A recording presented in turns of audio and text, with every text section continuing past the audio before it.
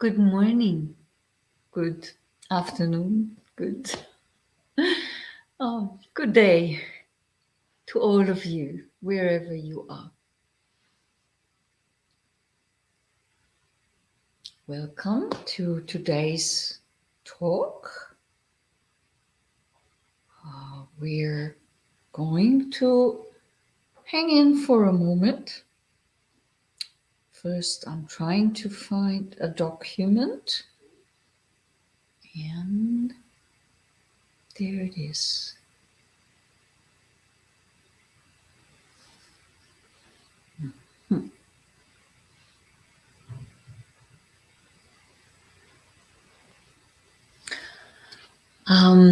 Yeah, again, hello. Greetings from Germany to all of you. I thought this would be a good day to talk about peace, right? Since that seems very fragile presently in any way. And so I thought I would speak on that. I'm having a cat. Excuse me when I'm distracted, but the cat next to me is going nuts. Greetings to everyone who is there already and who is joining later also. Yes, as I said, today's topic shall be peace. Finding peace, I named it. And I have gathered some texts for one, and also I see how it goes if we are coming in the end again to meditation. Please also, if I'm talking too long and you want to start to meditate, let me know in the chat, right? So I'm not getting cranky if you do that, right? Okay, so let's start. Finding peace. You know, I thought this would be the topic for today because presently here, I'm not really much into watching news. I don't ever, but reading news, I'm not much into it. But you can't even when you take yourself out of the normal daily business and affairs and abide in a monastery, you can't even near avoid to hear from the turmoil going on with Russia and the, I don't know how you pronounce it in English. We say Ukraine probably. I would think it would be said in English.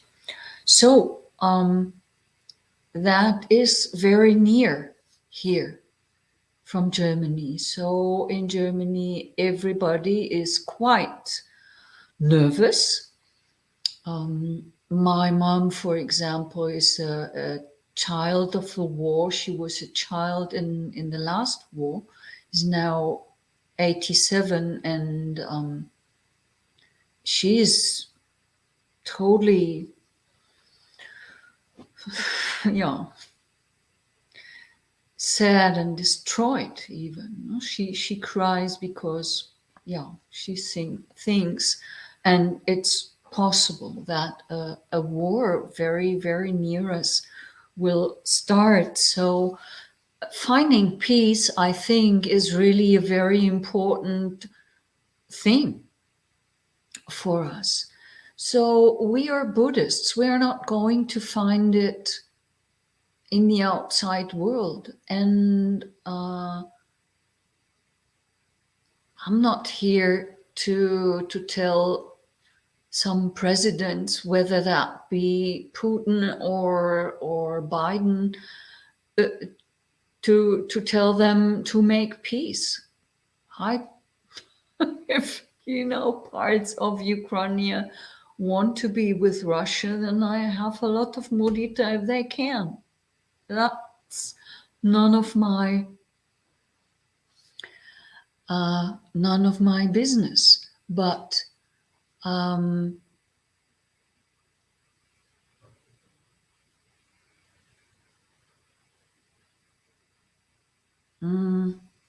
so there are some things that are in the Buddhist dispensation, in the Buddhist order, are called peace.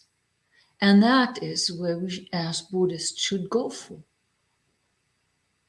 That is, namely, Nibbana, if you want to say so.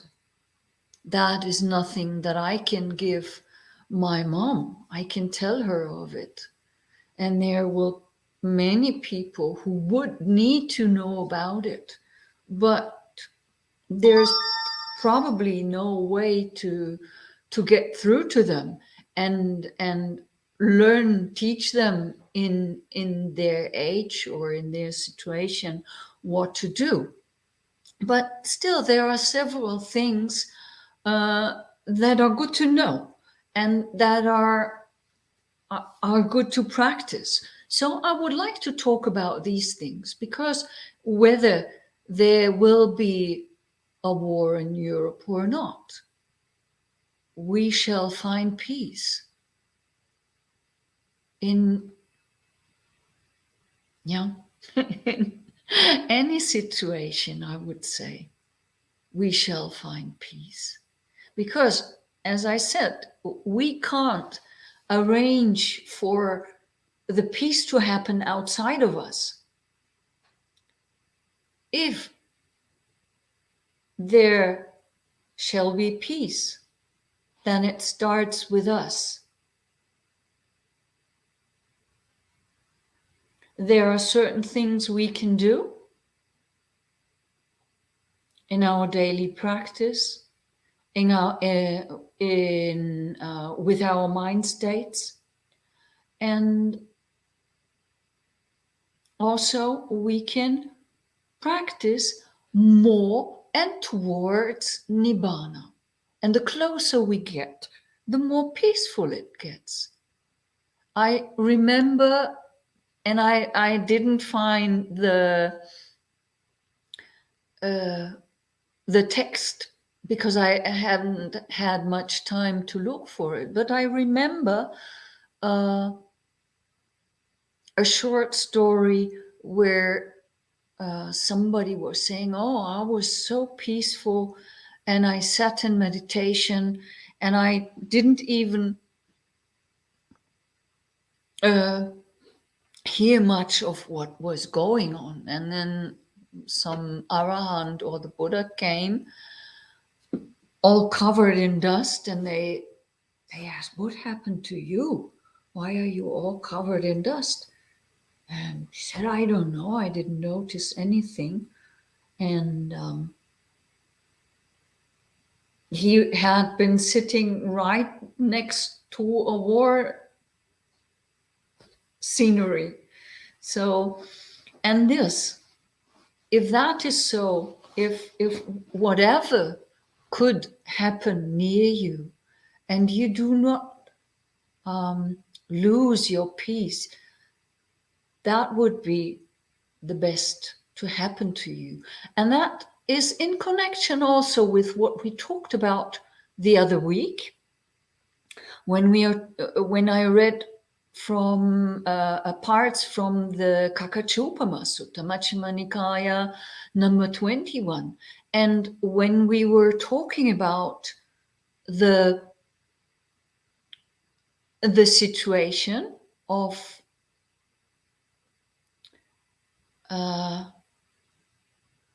the monks who were getting angry when other monks or other people talked bad about them.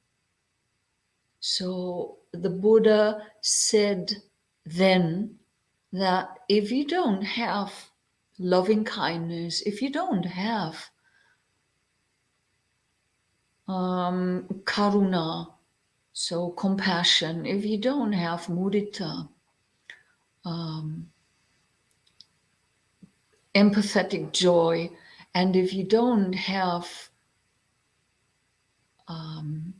equanimity, upekkha, then when people even go as far as severing your cutting off your limbs, if you don't have those qualities of loving kindness, compassion, empathetic joy, and equanimity, then you are not practicing my teaching. So this is, of course, when you then encounter a situation like being in a dangerous situation, as Charles Lee said the other day, you could be in and you could be facing every day. Or if you are like now in Europe, having in one of our European countries an invasion. So that is quite important then, that you can go there, that you can really find peace within yourself. Because if the nerves are being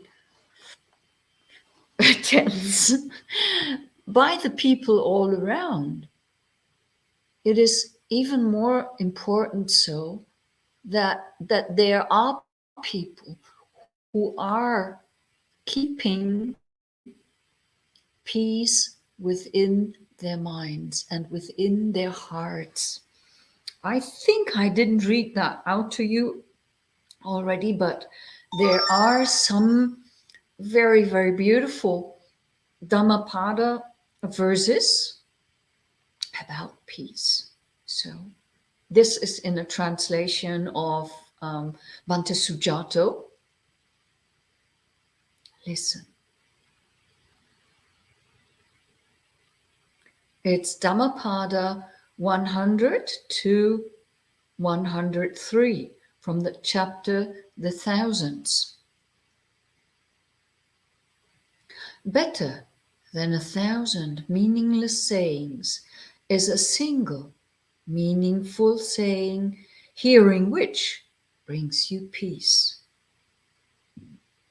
Better than 1,000 meaningless verses is a single meaningful verse, hearing which brings you peace.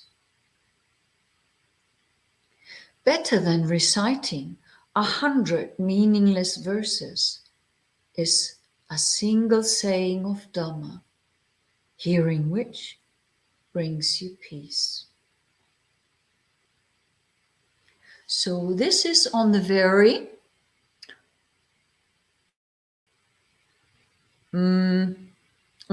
on the low end, on the easier end. No, it's not on the low end, it's on the easier end. We can imagine it's easy, so yes, better than, and that has a lot to do with us, with ourselves. Okay, chatting a lot, no. 1,000 words not needed, one word that brings peace. And we can easily remember that for our daily life. We can remember these verses and can, in such a situation, when everybody gets nervous, can remember to calm down, to breathe, and to say to say one single word that brings peace. That is important, that we find in ourselves such words, that we remember in the right moment to do the right thing, to not make other people more nervous with what we are doing, with what we are saying. And then there are other verses from the Dhammapada, from the happy chapter.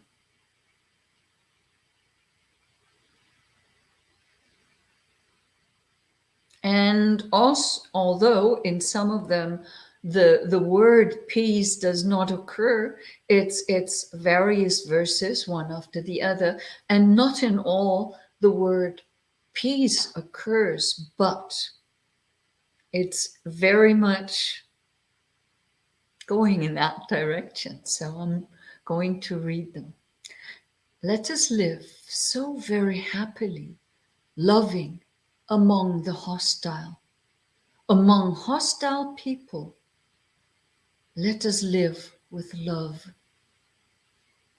Let us live so very happily, healthy, among the ailing.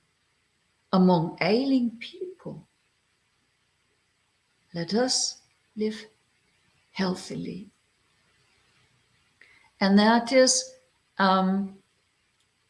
that not that we are physically healthy. That means that we shall mentally healthy, that we shall go in direction of nibbana, of really of peace, because that is where we are healthy.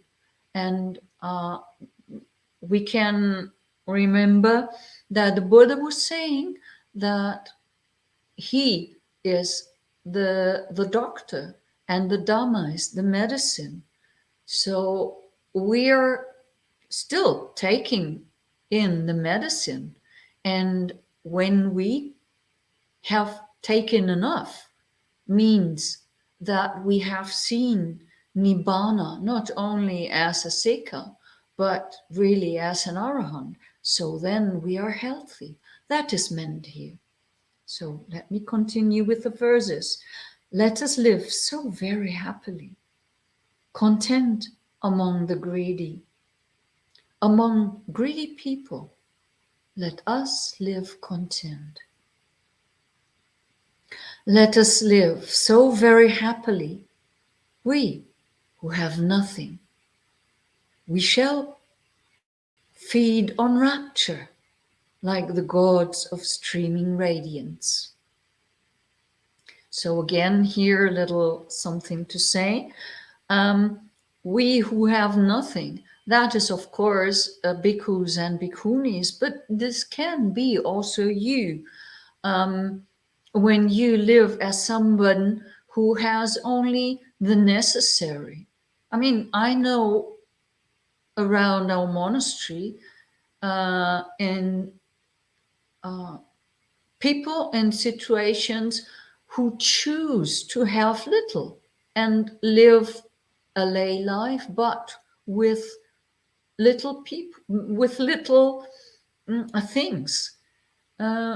So to be living similar to monks and nuns.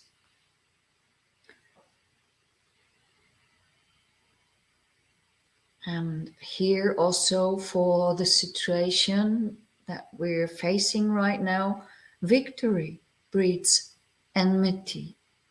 The defeated sleep badly.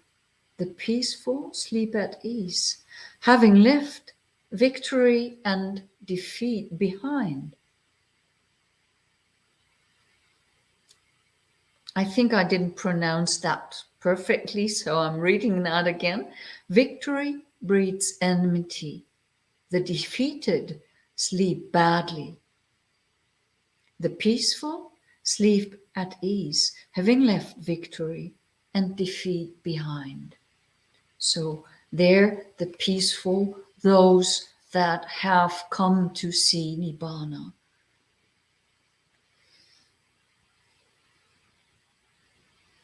There is no fire like greed, no crime like hate, no suffering like the aggregates, no bliss beyond peace. Hunger is the worst illness, conditions are the worst suffering. For one who truly knows this, extinguishment is the ultimate happiness. So thus, enough of Dhammapada verses for today, I would say. The reason why I read so many verses, although I in the beginning read one verse of truth is better than 1,000 false words, is that it does, to hear those verses, does bring peace a little bit, just a little bit, by listening in. And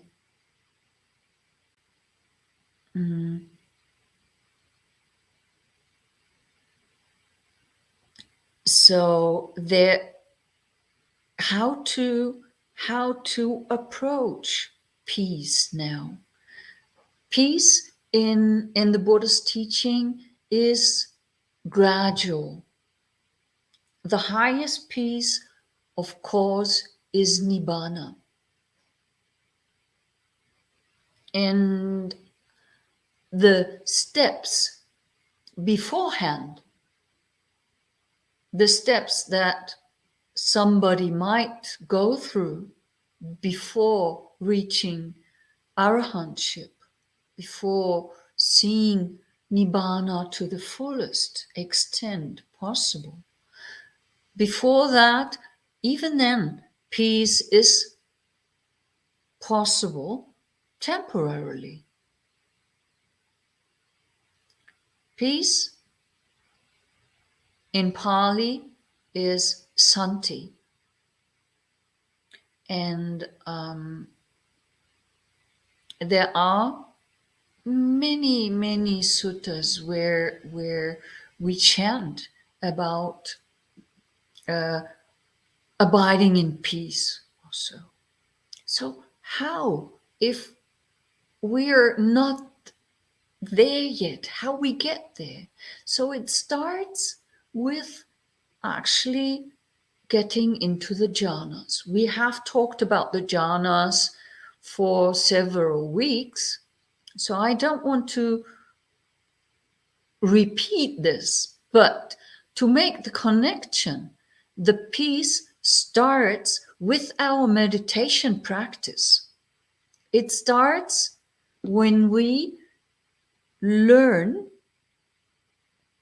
to abandon greed, hatred, and delusion. And may that be only for a moment. May that be only for some minutes, that we are without defilements, without the taints, that we are for some moments without hindrances. Then we do have a real chance to experience real peace. And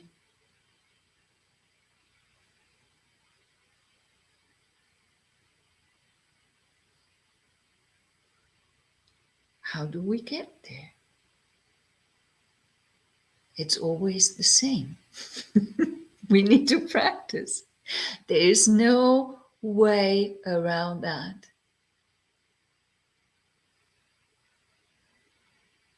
Oh, there's a question already.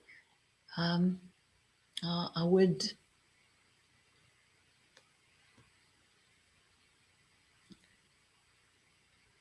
Dear Ayyā, what are your thoughts on making peace by making merit, given that this human life is so short and trivial? Anything that happens in the world too seems so trivial when one looks at eons. Eons of time, yeah, sure, I understood that.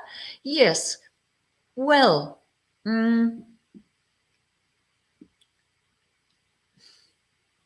that dana can be one way of making peace. it is an offering for peace. You know, if somebody with an offering comes and says, here, I would like to give that to you, that is always an offering of peace also. So there definitely is a connection between dana, making an offering, giving, making merits, and peace, making peace. But this is not the profoundest and deepest way. This is the way that we can choose. And sometimes an offering, an external offering, leads to peace, as I said. But there might be situations where that's not possible, or where that's not enough, where that does just not lead to peace or to the end of suffering. You can prepare. You know, the Buddha prepared for eons. He perfected his paramis and perfected his qualities to be able to become a Buddha one day. So this certainly has, how you say that? It has something in it that leads to peace. And it's certainly much more peaceful within your heart when you are thinking of making an offering or making merits than when you think something like, I want to beat that person, I'm angry about that person disturbs me, or whatever. So, of course, that is pointing into the direction of peace. But real peace starts actually in the Buddha's teaching with our meditation practice when we are getting into the jhanas. There, peace starts. The lower the jhana, the shorter or not profound is the peace. You know, when you come out of the first jhana, you might not be an arahant yet. All the trouble comes just back, mean as it is. But it's like that. So when one is going that way and tries to really find peace, then you shall go beyond that. And there is a sutta, now the device has turned off again. There is a sutta I wanted to mention where the Buddha is talking precisely about that.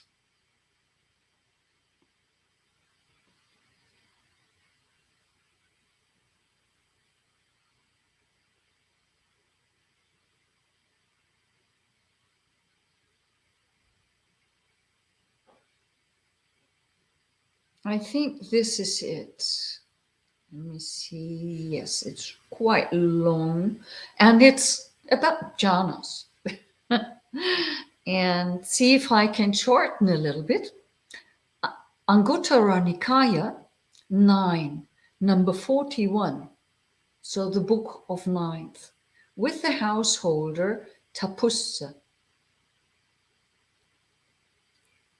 So Tapussa speaks with Ananda.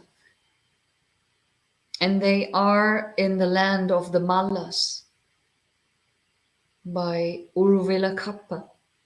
So Ananda waits for the Buddha, who is sitting in meditation And the householder Tapussa is going to the Venerable Ananda and says, Sir Ananda, we are lay people who enjoy sensual pleasures. We like sensual pleasures. We love them and take joy in them. But renunciation seems like an abyss. I have heard that in this teaching and training, there are very young mendicants whose minds are eager for renunciation. They are confident, settled, and decided about it. They see it as peaceful.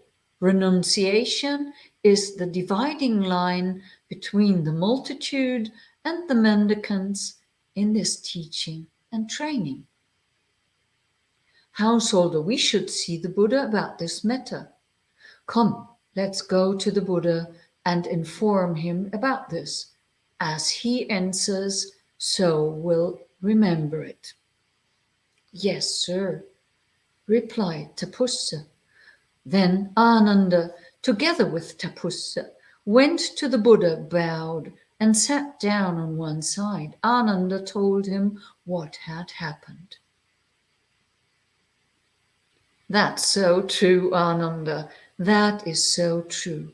Before my awakening, when I was still unawakened, but intent of awakening, I too thought renunciation is good, seclusion is good, but my mind wasn't eager for renunciation. It wasn't confident, settled, and decided about it. I think it must be I was not confident, settled, and decided about it. I didn't see it as peaceful. Then I thought, what is the cause? What is the reason why my mind isn't eager for renunciation and not confident, settled, and decided about it? Why don't I see it as peaceful? Then I thought, I haven't seen the drawbacks of sensual pleasures. And so I haven't cultivated that. I haven't realized the benefits of renunciation, and so I haven't developed that. That is why my mind isn't eager for renunciation and not confident, settled, and decided about it. And that is why I don't see it as peaceful. Then I thought, suppose that seeing the drawbacks of sensual pleasures, I were to cultivate that. Suppose that, realizing the benefits of renunciation, I were to develop that. It's possible that my mind would be eager for renunciation. It would be confident, settled, and decided about it. And I would see it as peaceful. And so, after some time, I saw the drawbacks of sensual pleasures and cultivated that. And I realized the benefits of renunciation and developed that. Then my mind was eager for renunciation. It was confident, settled, and decided about it. I saw it as peaceful. So, quite secluded from sensual pleasures, secluded from unskillful qualities, I entered and remained in the first absorption, which has the rapture and bliss born of seclusion, while placing the mind and keeping it connected. While I was in that meditation, perceptions of attentions accompanied by sensual pleasures beset me, and that was an affliction for me. Suppose a happy person were to experience pain, that would be an affliction for them. In the same way, when perceptions and attentions accompanied by sensual pleasures beset me, that was an affliction for me. Then I thought, why don't I, as the placing of mind and keeping it connected are stilled, enter and remain in a second absorption? But my mind wasn't eager to stop placing the mind. It wasn't confident, settled, and decided about it. I didn't see it as peaceful. Then I thought, what is the cause?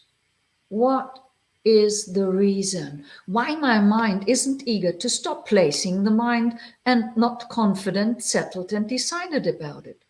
Why don't I see it as peaceful? Then I thought, I haven't seen the drawbacks of placing the mind, and so I haven't cultivated that. I haven't realized the benefits of not placing the mind, and so I haven't developed that. That's why my mind isn't eager to stop placing the mind and not confident, settled, and decided about it. And it's why I don't see it as peaceful. Then I thought, suppose that, seeing the drawbacks of placing the mind, I were to cultivate that, and suppose that, realizing the benefits of not placing the mind, I were to develop that. It's possible that my mind would be eager to stop placing the mind. It would be confident, settled, and decided about it. And I would see it as peaceful. And so, after some time, I saw the drawbacks of placing the mind and cultivated that. And I realized the benefits of not placing the mind and developed that. Then my mind was eager to stop placing the mind. It was confident, settled, and decided about it. I saw it as peaceful. And so, as the placing of the mind and keeping it connected were stilled, I was entering and remaining in the second absorption. While I was in that meditation, perceptions and attentions, accompanied by placing the mind, beset me. And that was an affliction for me. Suppose a happy person were to experience pain, and that would be an affliction for them. In the same way, when perceptions and attentions accompanied by placing the mind and keeping it connected beset me, it was an affliction for me. So I want to interrupt here for a moment and say, so now the Buddha is going to each and every of the jhanas and says first, so he's talking about a time when he was not enlightened yet, and by doing that he became enlightened.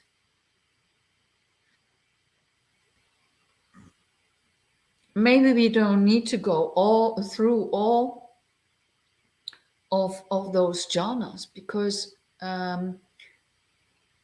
maybe it's enough to understand that in each jhana, in the beginning, he thought, wow, that's peace, that's still, that's peaceful. And then once he was settled in this, he noticed No, this what here is now having the mind connected and placing it. That is a different translation by Bhante Sujato of what Bhikkhu Bodhi says. I think applied and sustained thought. So this is the some characteristic of the first jhana. And first, it occurs to him, whoa, this is so peaceful. But after a while, it doesn't seem peaceful anymore. And he understands there must be something more peaceful, but he is not eager to practice that. And I think that we are not eager, as this householder Tapussa said, we're not eager. We're not inclined to do this. Renunciation, well, good, really good, but I don't want to practice it. I think that is where we already are sabotaging ourselves, where we put an end to our development just before it began. This is why I choose this sutta for today, because if we want to have the highest peace, or even little moments of peace by experience jhanas, then we need to be eager. We must want it, really. And we have to set our minds for it and go for it. And then once we found some little tiny bit of peacefulness and we settle in it, and then we can see, as good as it is, that is not all. There is more peace possible.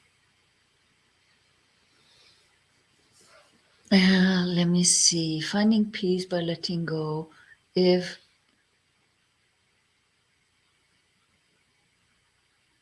Yes.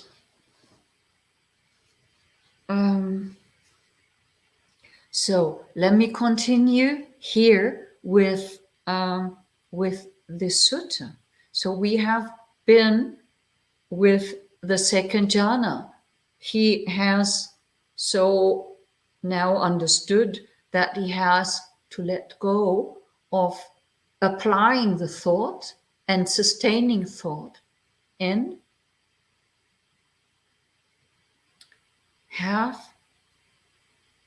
to be eager to find more peace. So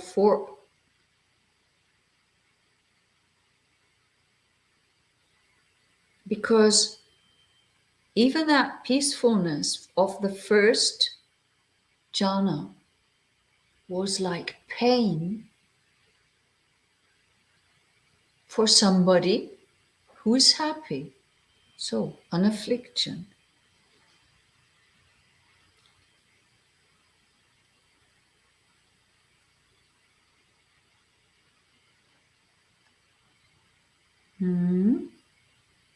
Then I thought, why don't I, with the fading away of rapture, enter and remain in the third absorption, where I will meditate with equanimity, mindful and aware, personally experiencing the bliss of which the noble ones declare, equanimous and mindful, one meditates in bliss.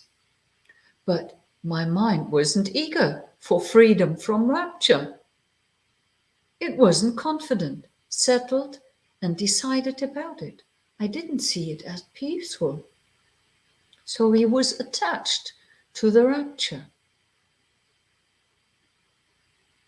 Then I thought, what is the cause? What is the reason why my mind isn't eager for freedom from rapture and not confident, settled, and decided about it? Why don't I see it as peaceful? Then I thought, I haven't seen the drawbacks of rapture. And so I haven't cultivated that.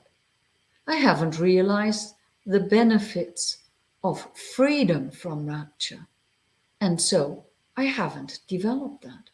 That's why my mind isn't eager for freedom from rapture and not confident, settled, and decided about it.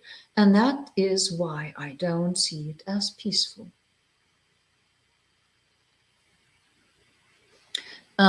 Yes, Jita, I totally agree with you, but I hadn't had much time to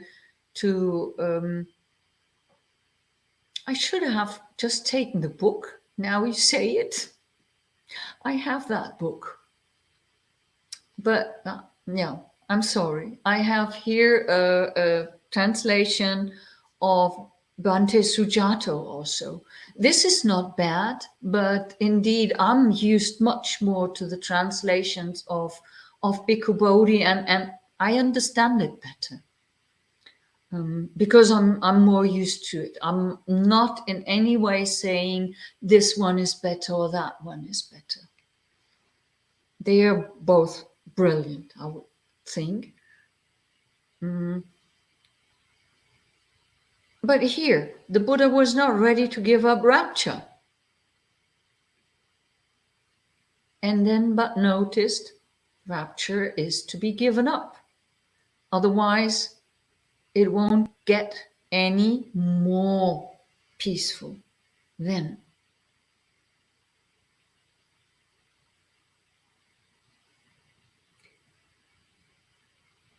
I thought, suppose that seeing the drawbacks of rapture, I were to cultivate that, and suppose that realizing the benefits of freedom from rapture, I were to develop that. It's possible that my mind would be eager to be free from rapture.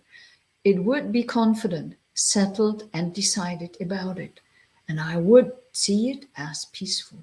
And so, after some time, I saw the drawbacks of rapture and cultivated that, and I realized the benefits of freedom from rapture and developed that. Then my mind was eager for freedom from rapture. It was confident, settled, and decided about it. I saw it as peaceful. And so, with the fading away of rapture, I was entering and remaining in the third absorption. While I was in meditation, perceptions and attentions accompanied by rapture beset me. And that was an affliction for me. Suppose a happy person were to experience pain, that would be an affliction for them. In the same way, when perceptions and attentions accompanied by rapture beset me, that was an affliction for me.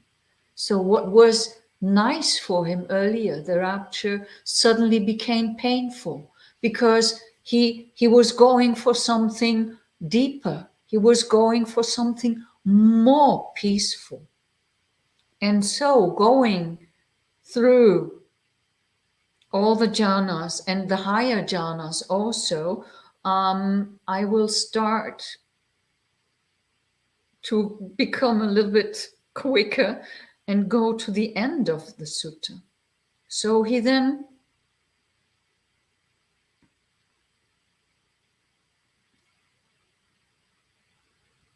maybe this is the point where I should jump in.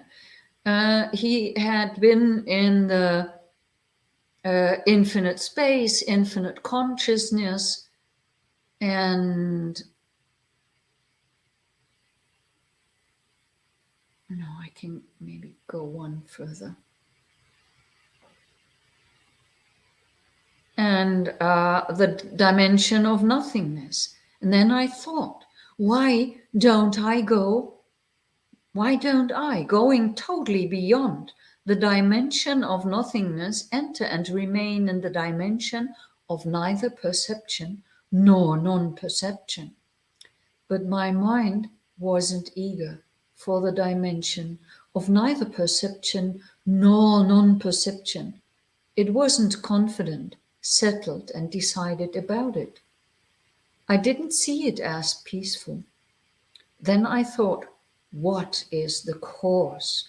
What is the reason why my mind isn't eager for the dimension of neither perception nor non-perception, and not confident, settled, and decided about it? Why don't I see it as peaceful? Then I thought, I haven't seen the drawbacks of the dimensions of nothingness, and so I haven't cultivated that. I haven't realized the benefits of the dimension of neither perception nor non-perception, and so I haven't developed that. That is why my mind isn't eager for the dimension of neither perception nor non-perception, and not confident, settled, and decided about it. And that is why I don't see it as peaceful. Then I thought, suppose that, seeing the drawbacks of the dimension of nothingness, I were to cultivate that. And suppose that, realizing the benefits of the dimension of neither perception nor non-perception, I were to develop that. It is possible that my mind would be eager for the dimension of neither perception nor non-perception.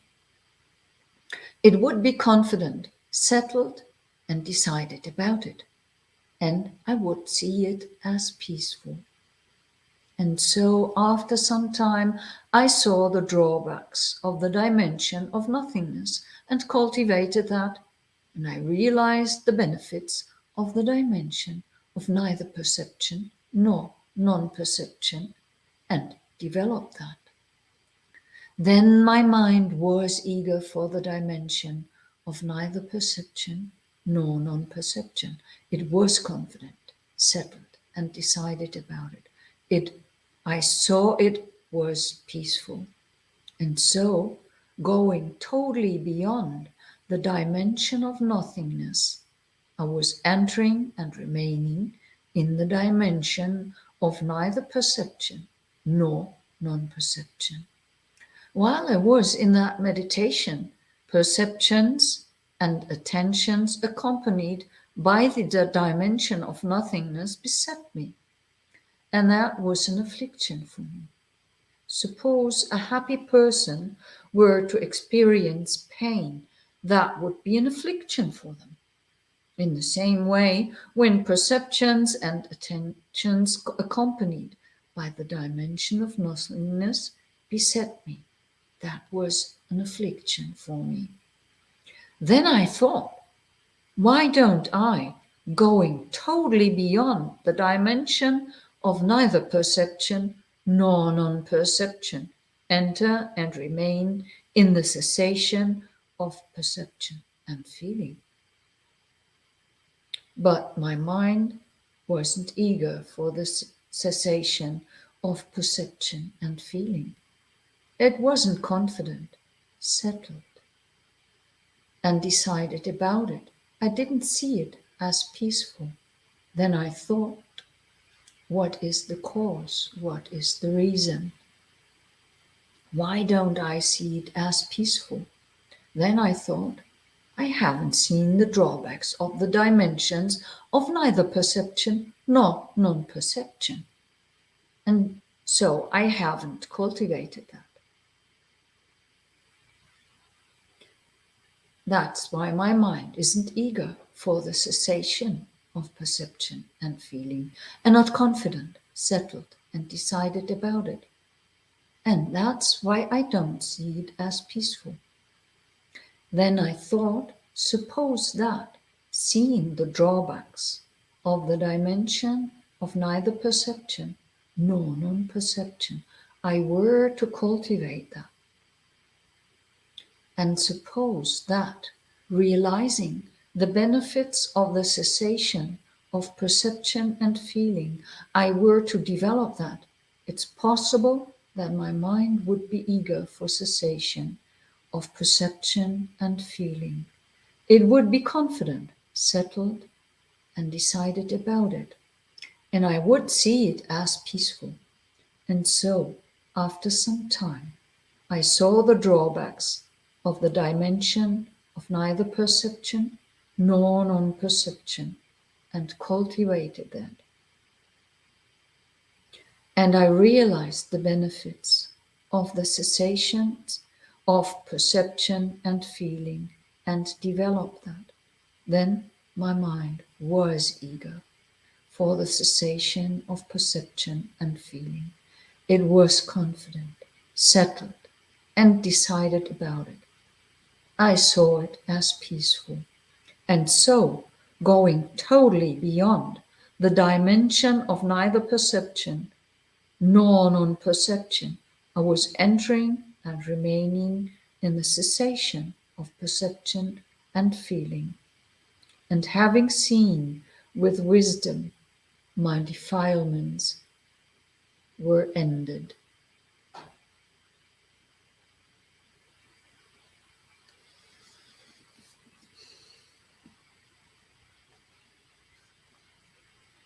As long as I hadn't entered into and withdrawn from these 9 progressive meditative attainments in both forward and reverse order, I didn't announce my supreme perfect awakening in this world with its gods, Maras, and Brahmas, this population with its ascetics and Brahmins, its gods and humans. But when I had entered into and withdrawn from these 9 progressive meditative attainments in both forward and reverse order, I announced my supreme perfect awakening in this world with its gods, Maras and Brahmas, this population with its ascetics and Brahmins, its god and humans. Knowledge and vision arose in me. My freedom is unshakable. This is my last rebirth. Now there will be no more future lives.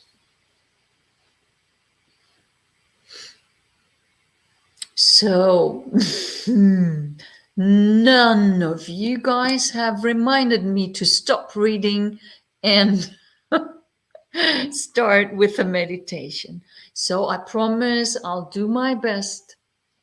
Next, I will just briefly speak, and then we will meditate again. And I think we will meditate a little bit again on the experience that we started the other day to do the naming together. So that was, maybe you want to read it in different translations. Maybe you have the book of Bhikkhu Bodhi available and want to read this sutta. This is Anguttara Nikaya 9.41. So Anguttara Nikaya, the 9th book, or the book of 9th, and Sutta 41 with a householder Tapussa or Tapussa Sutta.